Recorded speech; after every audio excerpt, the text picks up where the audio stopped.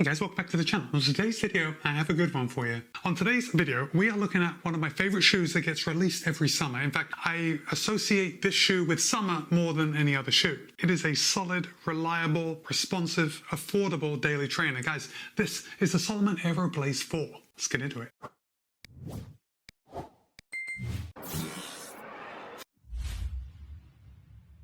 Sitting through that intro, guys. By the way, Salomon was good enough to send me this pair of the Aero Blaze 4 for the purpose of review. However, they haven't told me what to say. They don't have any editorial privileges, and all the thoughts and opinions are my own. With that said, I said it was affordable. I wasn't joking. You can pick up a pair of the Salomon Aero Blaze 4 for $140. And look, $140 is a very good price. The fact that Salomon has kept it there, I am just happy to see, because most of the $140 shoes that we had a couple of years ago are creeping up into the $150 range, but not the Aero Blaze 4. Now, the Aero Blaze 4 does have 35mm in the heel, 27 in the forefoot for an 8mm drop. So this is not a max cushion daily trainer. This is just a daily trainer. However, a 36mm stack height in the heel and 27 in the forefoot is more than enough. This is a very protective shoe, and I have had no problem taking this shoe out for long runs. It's just a good all-rounder, and I don't want you thinking that you have to get a shoe that is 40mm or above just because that's the way that most shoes are going. At $140, the Aero Blaze 4 is just super light. In fact, now that I just mentioned light, Salomon does claim that the Aero Blaze 4 to the scale, at least in the US men's size 9,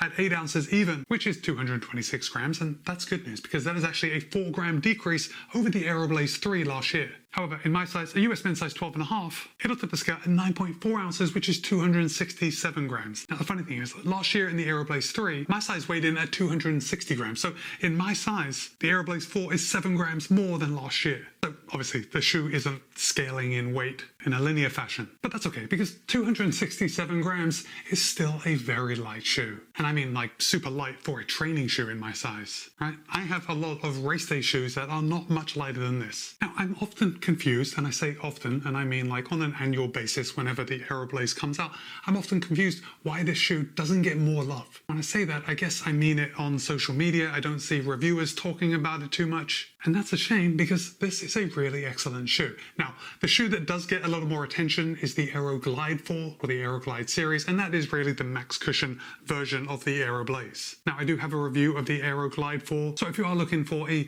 max cushion kind of version of this, you are going to go for the Aero Glide, and that has 41 in the heel and 33 in the forefoot. So same 8mm drop, just a little more stack.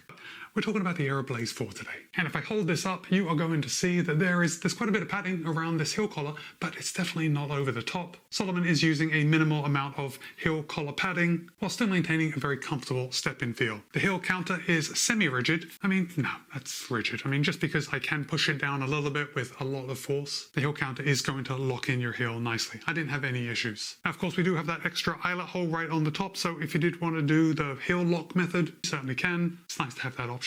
For the upper, and this is an update over last year, Salomon is still using a very light and breathable engineered mesh. Kind of has a hexagon design. Yeah, I've really got no issues.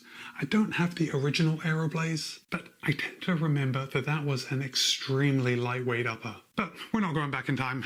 The Aero Blaze 4 is light enough. I didn't have any trouble with my feet overheating. When I have been taking these out for a run, yeah, they're getting soaked. But that's only because I live in Florida and it's very hot here. And without exception, every shoe I run in gets soaked through. For the tongue, Salomon is using it's a daily trainer style tongue in that it does have a fair amount of thickness, but it isn't over the top. It does its job, right? It protects the top of your foot from the laces biting in. The tongue is not gusseted, but there is a lace loop right here on the front. You can see Aero Blaze 4 emblazoned on it. Yeah, absolutely no issues with the tongue. Now, as far as overlays go, yeah, of course we have the reinforcement coming around the toe bumper. That's just keeping the upper off your toes. Some reinforcement along the eyelet chain. We got some reflective bits here on the toe and again on the heel. Oh, there it is. Got Salomon spelled out here on the lateral side, nothing on the medial side, and you are going to notice there is some different weaves of the upper. In fact, on both the medial and the lateral side, we have these lines. That's definitely resembling Salomon's SensiFit system. Now, I don't think this is the SensiFit system. That's kind of what it looks like. And basically, it's just giving the upper a little bit of structure, so when you cinch down those laces, it does hug the top of your foot. There is no heel pull or anything to really grab onto, I mean, other than just the back of the heel. But honestly, it's not needed. No one's going to have any trouble putting their foot into this shoe. Oh, something interesting I did notice is that the sock liner, well, first of all, it's removable. So if you did want to replace it with something else, you totally can. But on the website, Salomon says that the Aero Blaze 4 is using an Ortholite sock liner, and that is actually the same as in the Aero Blaze 3. However, I have the Aero Blaze 3 right here. And when I pull out the sock liner for the Aero Blaze 3 and hold it up, you can see it's kind of co-branded. We've got Salomon and Ortholite. And then on the back, we've got Ortholite stamped on the sock liner. Now, if I remove the sock liner for the Aero Blaze 4, it is no longer co-branded. Ortholite is not stamped on the back. So I don't actually know what this means. On the website, it says it's an Ortholite sock liner, and I guess it could be, but it's not branded Ortholite. And you know what? When I did hold them up to actually see the difference, it's very difficult to tell the difference. In fact, I would say the non-Ortholite sock liner in the new Aero Blaze 4 is just slightly thicker. So take that for what it's worth. No judgment, just an observation. Squeeze these back in as I'm talking to you. The laces work. I've got to say, they didn't come untied, not once, which is, as I always say, that's the only thing that I want them to do, or not do. But the laces do feel just a little kind of silky. They feel like the type of laces that would come untied, but again, they didn't. But now let's come down to the midsole. And for the midsole, you might think that Salomon has introduced a new foam, but they kind of had. They're calling it the OptiFoam Squared, and it's an excellent foam. Now, you may remember last year in the Aero Blaze 3 and in the Aero Glide 3, Salomon was using their OptiFoam Evo. And here's the thing. It is the same foam. I mean, I haven't had confirmation, but I think it's pretty much the same foam. It's just been rebranded and is now called OptiFoam Squared. So of course that left me wondering, is it exactly the same foam? Like, how does it feel underfoot? To me, the Aero Blaze 4 runs exactly the same as the Aero Blaze 3, but I did go out and I wore one Aero Blaze 4 on one foot and Aero Blaze 3 on the other. And I don't know, maybe I'm getting like too nitpicky. I thought maybe the heel of the Aero Blaze 4 was just slightly softer. However, the forefoot felt exactly the same. And when I started running, I couldn't tell the difference between the two. Now, I did take out my durometer, and of course I'm going around, I'm testing both shoes, and they were throwing out extremely similar numbers. I mean, within a point or two. And of course, when you're using a durometer, there is a lot of user error involved. But from what I can tell, the OptiFoam Squared is the same foam as was used last year in the OptiFoam Evo, and it is a supercritical beaded TPU foam. It's really an excellent foam. It is soft without being too soft, it's fairly responsive underfoot, and it seems very resilient. Now, if we just take a look at the outsole, Salomon is using their Road Contour Grip, and I think this is one of the best outsole materials out there. Of course, I'm seeing a little bit of grazing here on my lateral heel edge. That is to be totally expected. Up here on the forefoot, I mean, it's dirty, but I am not seeing anywhere. I probably have to put on my glasses to really get in and see some details. But all that to say that the wear is minimal, and the Aero Blaze 4 is going to be, I'm going to repeat the price again because it's such a good deal, $140 shoe that is going to last you a long time. I'm going to say above average. Oh, as far as the fit goes, I don't think the Salomon Aero Blaze 4 or the Aero Glide are very narrow shoes. I'd say they're normal. I mean, I know that doesn't tell you much, but if you remember years ago, Salomon used to make very narrow shoes. That isn't the case today. I have plenty of room in my forefoot, in my midfoot. I get a good lockdown. I think my two eyelet chains are a little close together, which tells me that someone with wider feet than me is going to fit the Aero Blaze 4 just fine. So yeah, normal to slightly wider than normal feet. I think you are all going to be fine. If you have extremely wide feet, I mean, it's definitely worth trying them on to find out for yourself. Because, you know, wide is always a matter of degree.